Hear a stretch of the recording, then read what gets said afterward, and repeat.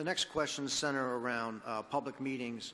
One of Chairman McFarland's initiatives was associated with enhancing public participation, including public meetings, and some of which have had some degree of histrionics.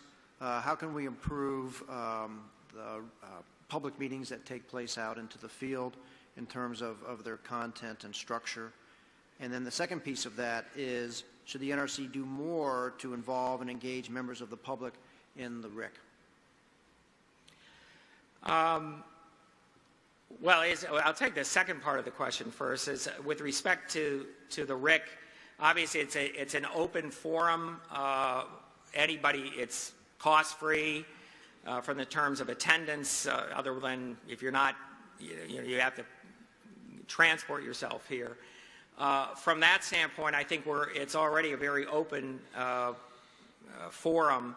If there are, and I also think from the standpoint of the office, your office and the research office, in terms of developing program, we take suggestions and work on the content of the program. With the first part is public discourse, and in some areas, and it can be very difficult. Particularly where there's a particular controversy over a particular plant. Or a particular issue that the NRC might be out there in a public meeting.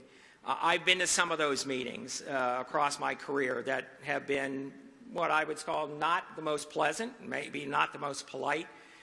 We have to do what we can. We can't guarantee that, but we do have to do what we can to enhance the circumstances and the environment, to work with local officials, whether that's the local police force, whatever, to assure that there's a safe environment for people. For the most part, our meetings, I think, go well. I think people respect what's going on and respect the people who are giving presentations.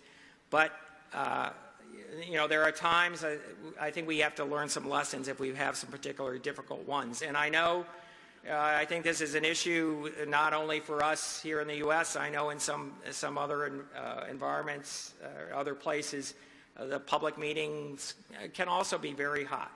The question was for public meetings that are sometimes difficult, where stakeholders probably do not exhibit the type of deportment we would want them to exhibit. I will just mention that in addition to what the chairman has laid out, we were tasked by former Chairman McFarland last summer to put together a review group to see how we could improve public meetings,